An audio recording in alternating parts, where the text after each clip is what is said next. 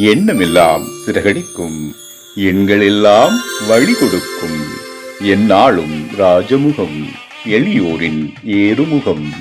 எந்த நிலை வந்தாலும் வந்த நிலை மாறாத நமது Rajanilai. Rajanilai TV, channel of astrology.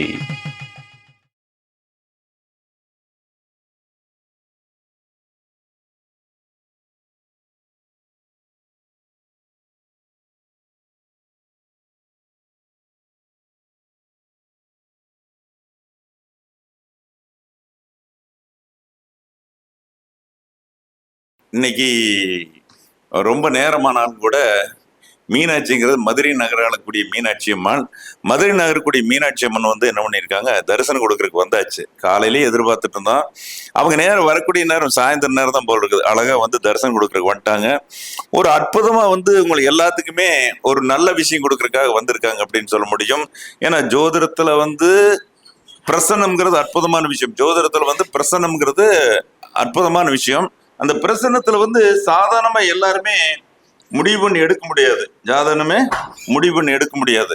அப்போ அந்த பிரசன்ன மார்க்கத்துல தான் ஒருத்தருடைய குறைபாடுகள்லாம் தெரியும். பிரசன்ன மார்க்கத்துல தான் குறைபாடுகள் அப்படிங்கிறது, ஒருத்தனுடைய பிரச்சனைகள் சிக்கல்கள்ங்கிறது என்னன்னா, ஜாதக கட்டத்தில் இருக்கிற லைன் வேற, அதே மாதிரி பிரசன்னத்தில் இருக்கிற கட்டங்கள் வேற. அப்ப நம்ம பாக்குற மாதிரி அந்த முறைகள் வேற. இப்போ உதாரணம் ஆவிகள் இல்லாத வீடே கிடையாது. இதை யார் நம்புவாங்களா? எல்லா வீட்லயும் ஆவிகள் இருக்கும்.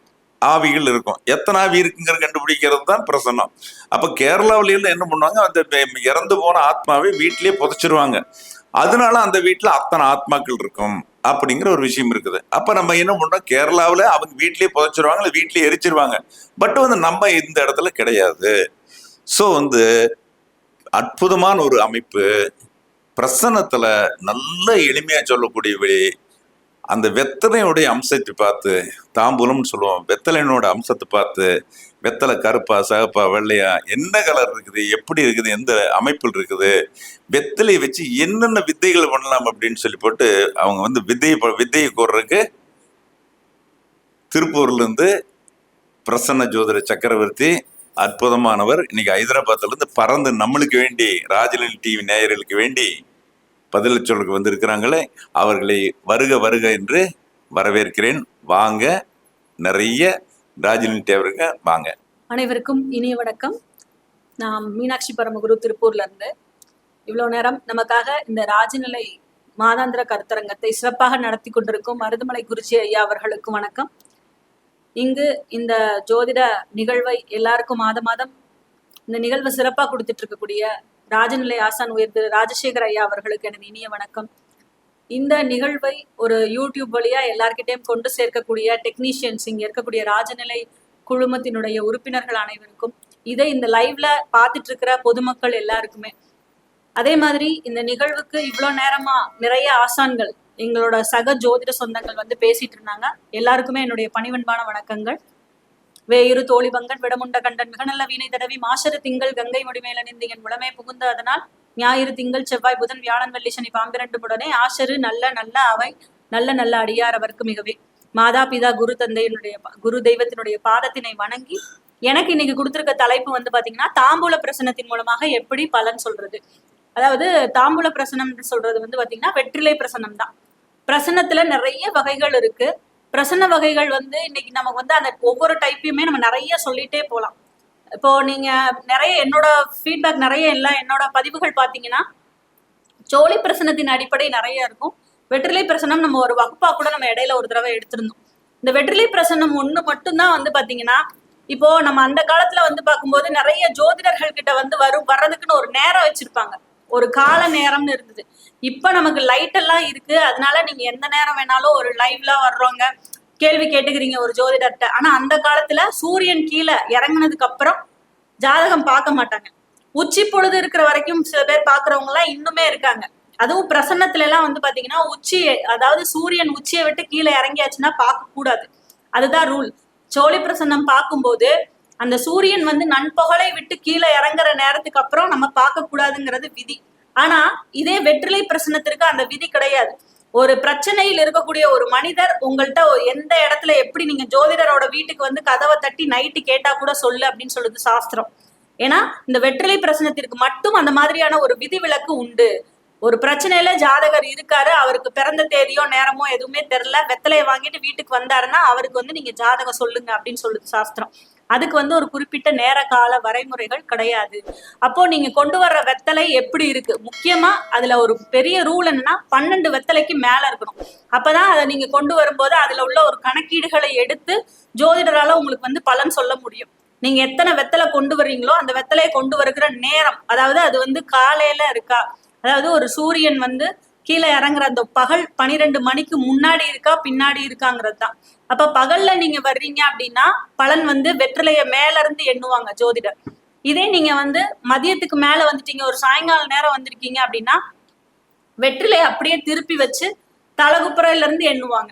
அதே இந்த வெத்திலைகள்லயுமே வகைகள் இருக்கு. நல்ல ஒரு பச்சை நிறம், அதோட ரொம்ப அடர்ந்த பச்சையா இருந்தது அப்படின்னு சொன்னா அது வந்து தேய்பிறை வெத்தலை அப்படின்னு சொல்லுவாங்க, கிருஷ்ணபக்ஷம் தேய்பிறை வெத்தலை. இதே வந்து கொஞ்சம் கலர் வந்து கொஞ்சம் நார்மலா இருக்கும், அந்த மாதிரி இருக்கிறது வந்து பாத்தீங்கன்னா வளர்பிறை வெத்தலை அப்படின்னு சொல்லுவாங்க. அப்போ கொண்டு வரக்கூடிய வெத்தலைகள்லயுமே வந்து நீங்க பெரியவங்க பாத்தீங்கன்னா அந்த மாதிரி வளர்பிறை வெத்தலையில கொஞ்சம் காரம் கம்மியா இருக்கும், இந்த தேய்பிறை வெத்தலை வந்து காரம் அதிகமா இருக்கும். அவங்க போடும்போது கூட செலக்ட் பண்ணி போடுவாங்க. அப்போ அந்த வெற்றிலைகள்ல நிறைய விஷயங்கள் இருக்கு. அதே மாதிரி நீங்க ஜோதிடர்கிட்ட போறதுக்காக நீங்களா கணக்கு பண்ணி போய் வெத்தலை பார்த்து இத்தனை வெத்தலை கொடுங்கன்னு சொல்லி எண்ணி வாங்குறதோ, இல்ல அதை வந்து இப்போ ஆராய்ச்சி பார்த்து வாங்குவாங்க சில பேர். அந்த மாதிரி ஆராய்ச்சி பண்ணி எல்லாம் வாங்கக்கூடாது. அவங்க கிட்ட ஒரு கவுளி கொடுங்க, 2 கவுளி கொடுங்க, இத்தனை இவ்வளவு ரூபாய் கொடுங்கன்னு சொல்லி கேட்டு வாங்கணுமே தவிர அந்த வெத்தலையோட ஒரு அளவு எப்படி இருக்கு, அது அழகா இருக்கா, நல்லா இருக்கா, பூச்சி இருக்குதா, இதெல்லாம் நீங்க பார்த்து வாங்கிட்டு இருக்க கூடாது. அதுல உங்களோட தலையெழுத்து என்ன வருதுன்னு ஜோதிடர் வந்து பார்த்து சொல்லுவார். அதனால நீங்க அந்த பணத்தை வந்து கரெக்டா கொடுத்து வெத்தலை வாங்கிட்டு ஜோதிடர் வெத்தலை பாக்கு இதெல்லாமே கொண்டு வரணும். பாக்க வச்சு கூட பிரசனம் சொல்லலாம். பிரசனத்தை வந்து நீங்க கொண்டு வர்ற பாக்க வச்சு சொல்லலாம். நீங்க என்ன ட்ரெஸ் பண்ணிட்டு வர்றீங்க, வரும்போது நீங்க என்ன காட்சிகள் உங்களுக்கு இருந்தது, ஜோதிடர் வந்து என்ன மாதிரியா நீங்க வரதுக்கு முன்னாடி அவருக்கு என்ன மாதிரி சகுன நிமித்தம் இருந்தது, இது எல்லாம் வச்சுதான் சொல்லுவாங்க. அதே மாதிரி நீங்க வந்து வெற்றிலையை கொடுக்கும்போது உங்களுடைய இஷ்ட தெய்வ குலதெய்வத்தை வணங்கி ஜோதிடரிடம் மரியாதையா இந்த மாதிரி வெத்தலை பாக்கு பூ பழம் எல்லாம் வச்சு கொடுக்கணும். ஒரு பிரசன்னம் கேட்க போறீங்க அப்படின்னா கண்டிப்பான முறையில ஒரு நல்ல பூ பழம் வெற்றிலை பாக்கு இதெல்லாம் வச்சு அவங்க கிட்ட கொடுத்து அவருக்கு உண்டான தட்சிணையும் வச்சு கொடுக்கணும்.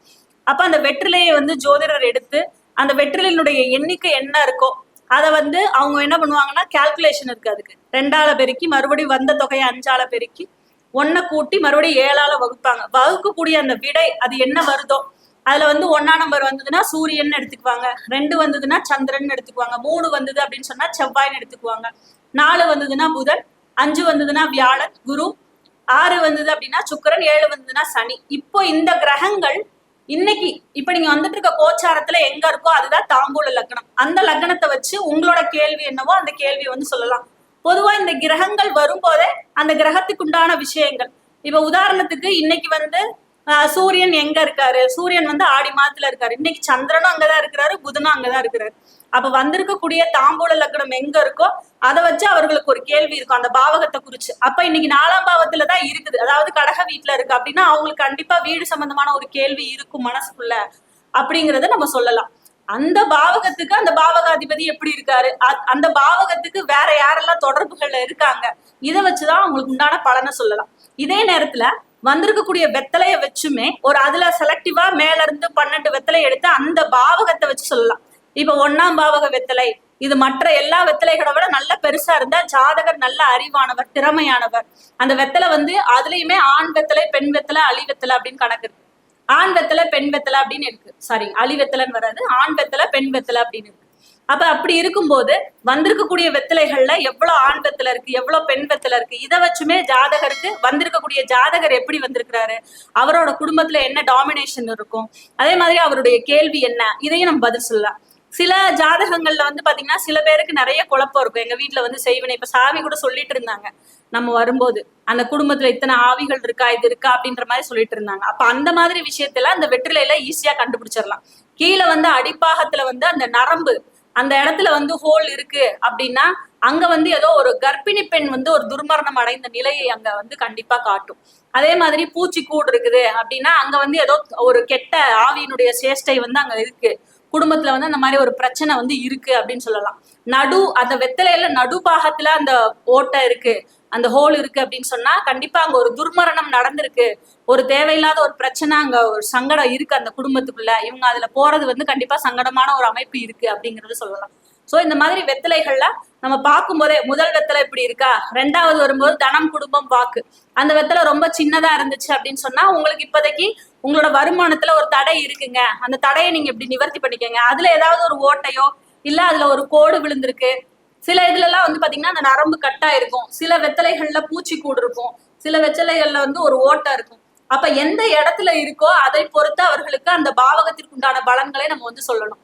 ஒரு 3ஆம் பாவகத்துல இருக்கு, 3ஆம் பாவகத்துல பிரச்சனை இருக்குன்னா உங்களுக்கு டெலிகம்யூனிகேஷன்ல ப்ராப்ளம் இருக்கு, சமீபத்துல நீங்க ஏதாவது செல்போனை கீழே போட்டு உடைச்சிங்களா, யாரு கூடயாவது பேசுறதுல தகராறு வந்துதா, இதெல்லாம் நம்ம கேட்டோம்னா அவங்க ஆமான்னு சொல்லுவாங்க. அதே மாதிரி சகோதர சகோதரிகளோட உறவுகள்லாம் உங்களுக்கு சரியில்லையா, இதே வெத்தலை ரொம்ப அப்பழுக்கற்று ரொம்ப நல்லா இருக்கு சிறப்பா இருந்ததுன்னா அப்ப அப்படியே அவங்களுக்கு நல்ல பலனே சொல்லணும். 3ஆம் பாவகம் சகோதர சகோதரிகளுடைய உறவு நிலை உங்களுக்கு ரொம்ப நல்லா இருக்குங்க, உங்களுக்கு வந்து இந்த 3ஆம் பாவக வெத்தலை வந்து இருக்க வெத்தலையிலே நல்லா சிறப்பா இருக்குங்கிறதுனால அவங்களுக்கு நீங்க உதவி பண்ணுவீங்க, அவங்க உங்களுக்கு உதவி பண்ணுவாங்க அப்படிங்கறத நம்ம சொல்லலாம்.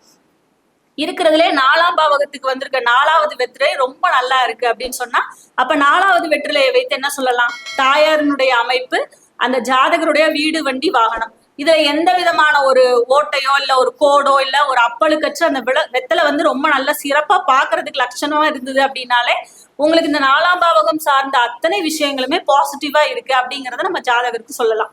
அப்போ அப்படி இல்ல அப்படின்னா மாற்று கருத்தா ஏதாவது அதுல அந்த எந்த இடத்துல ஒரு ஓட்டம் இருக்கு, எந்த இடத்துல பிரச்சனை இருக்கோ அதை வந்து அவங்களுக்கு எக்ஸ்பிளைன் பண்ணணும். உங்க வீட்டுல இந்த பாவகத்துல இந்த இடத்துல வந்து அவங்களுக்கு ப்ராப்ளம் இருக்கு, அப்போ இந்த ஜாதகருக்கு வந்து 4ஆம் பாவம்ல வந்து அடி விழுந்திருக்கு, அவருக்கு பிரச்சனை இருக்கு, அம்மாவுக்கு வந்து தொந்தரவா இருக்கலாம், இப்போ ஏதாவது வீடு கட்டுறதுக்கு வந்திருந்தாருன்னா அதுல வந்து கொஞ்சம் தடங்கல்கள் இருக்கு சாமி, நீங்க அதை சரி பண்ணிக்கோங்க அப்படின்னு சொல்லக்கூடிய அமைப்பு. இதே மாதிரியே நம்ம வந்து ஒரு வெத்தலையா எடுத்து எந்த வெத்தலை, இப்போ குலதெய்வத்தை அறியறதுக்கு 5வது வெத்தலையை பார்க்கணும். அந்த 5வது வெத்தலை ரொம்ப சிறப்பா இருந்ததுன்னா நீங்க கண்டிப்பா உங்க குலதெய்வத்தினுடைய ஆசீர்வாதம் உங்களுக்கு இருக்கு, குலதெய்வம் வந்து ரொம்ப அருள் கொடுத்துருக்கு உங்களுக்கு அப்படிங்கறத நம்ம சொல்லலாம். சோ வெற்றிலை பிரசன்னத்திலயுமே வந்து நம்ம இந்த மாதிரி 2 மெத்தட்லயுமே சொல்லலாம். ஒண்ணு நான் சொன்ன மாதிரி இப்ப எக்ஸாம்பிளுக்கு உங்க வந்திருக்கக்கூடிய ஜாதகர் ஒரு 50 வெத்தலை வச்சிருக்காரு அப்படின்னா அப்ப 50 வெத்தலைனா வந்திருக்கக்கூடிய அந்த 50ங்கிற எண்ணிக்கைய முதல்ல 2ஆல பெருக்கணும், திருப்பி 5ஆல பெருக்கணும், அதுக்கப்புறம் அது கூட 1 கூட்டி மறுபடியும் 7ஆல வகுக்கணும். இப்ப வந்திருக்கிற ஆன்சர் வந்து எனக்கு 1ன்னு வந்திருக்கு சூரியன் அப்படின்னா அப்ப அந்த சூரியனை ஒரு தாம்பூல கிரகமாக தாம்பூல லக்னமாக எடுத்துக்கொண்டு வந்திருக்கக்கூடிய ஜாதகரின் கேள்வியை பொறுத்து அவருக்கு பதில் சொல்லணும். அப்போ வெற்றிலை பிரசன்னம் அப்படிங்கிறது வந்து பாத்தீங்கன்னா உங்களுடைய தற்போதைய நிகழ்வு, நீங்க எப்படி ஒரு சோழி பிரசன்னம் பாக்குறீங்களோ அதே மாதிரிதான் இந்த வெற்றிலை பிரசன்னமும். ஜாதகர்கள் யாருனாலுமே வந்து ஒரு பக்கத்துல அருகில் இருக்கக்கூடிய ஜோதிடர்கிட்ட உங்களோட டேட்டு டைம்லாம் தெரிய வேண்டாம், இப்ப எவ்வளவு வேணா ஜாதகத்துல ப்ராப்ளம் போயிட்டு இருக்கட்டும், எனக்கு இப்ப என்ன நடந்துட்டு இருக்கு அதை எனக்கு வெற்றிலையை வச்சு சொல்லுங்கன்னா கண்டிப்பா எந்த ஒரு ஜோதிடராலையுமே அந்த வெற்றிலையை மட்டுமே வச்சு சொல்ல முடியும்.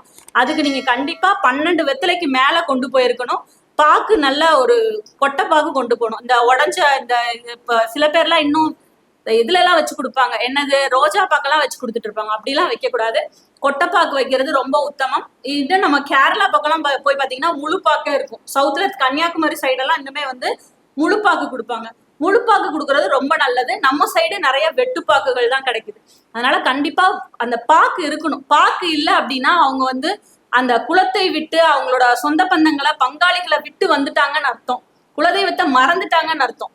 அந்த பாக்கு மட்டும் வரல அப்படின்னா சில பேர் வாங்குறதுக்கு மறந்துடுறாங்க, சில பேர் கொண்டு வரல, கொண்டு வந்தாலும் வைக்க முடியறது இல்லை அவங்களால.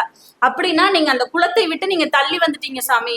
ஒரு 24 வெத்தலைக்கு மேல வரும்போது என்ன ஆகுதுன்னா 2 தலைமுறையா வந்து ஃபேமிலி விட்டு வெளியில வந்திருக்கிறாங்க அப்படிங்கிற ஒரு அமைப்புகளை காட்டுகிறது. அப்போ வெற்றிலை பிரசனத்துல நிறைய விஷயங்களை வந்து நம்ம கண்டிப்பா அந்த வெற்றிலை நீங்க கொண்டு வர வெத்தலையை வச்சு சொல்லிட்டு போயிடலாம். கொண்டு வந்திருக்கிறது என்ன பூ கொண்டு வந்திருக்கிறாங்க, அவங்க என்ன ஒரு எத்தனை பழங்கள் எத்தனை எண்ணிக்கையில கொண்டு வந்திருக்கிறாங்க, பாக்குகள் எத்தனை எண்ணிக்கையில கொண்டு வந்திருக்கிறாங்க, வெற்றிலை எத்தனை எண்ணிக்கையில கொண்டு வந்திருக்கிறாங்க, வரும்போது அவங்களுக்கு என்ன ஒரு சகுனம் காட்டுது, நமக்கு என்ன சகுனம் காட்டுது, நிமித்தம் காட்டுது. இதை வைத்தே இந்த வெற்றிலை பிரசனத்தை அழகாக அம்சமா வந்து நம்ம எல்லாருக்குமே தெளிவா புரியுற மாதிரி சொல்லிடலாம். அப்போ இந்த வெற்றிலை பிரசன்னம் அப்படிங்கிறது ஒரு கால கண்ணாடி அப்படின்னு தான் சொல்லணும். எந்த ஒரு ஜாதகரா இருந்தாலுமே நீங்க நார்மலா சோழி பிரசன்னம் பாக்குற மாதிரியே இந்த வெற்றிலை பிரசனத்தையும் பாத்துக்கலாம். உங்களுக்கு இந்த வெற்றிலை பிரசன்னம் மூலமா ஜாதகம் பார்க்கணும் அப்படின்னா நீங்க இப்போ ஒரு லோக்கல்ல இருந்தீங்கன்னா கண்டிப்பா நீங்க கையில வாங்கிட்டு வந்துடலாம். இல்லைங்கும் போது நீங்க வந்து பக்கத்துல இருக்கிற ஒரு ஜோதிடர்கிட்ட கண்டிப்பா எடுத்துட்டு போய் இந்த வெற்றிலை பிரசனத்தை பார்த்து உங்களுடைய ஜாதக தீர்வுகளை நீங்க கேட்டுக்கலாம்.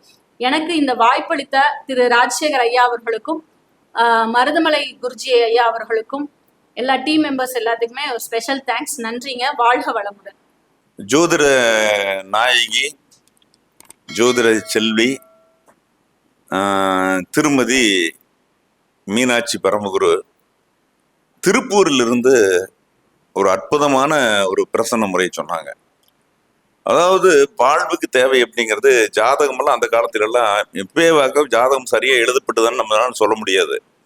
ஆனா பிரசன்ன முறையில் ஒருத்தனுடைய பிரச்சனையை கண்டுபிடிக்க, அவன் என்ன சிக்கல்னு கண்டுபிடிக்கிறதுக்கு ரொம்ப எளிமையான முறை வெத்தலை முறை.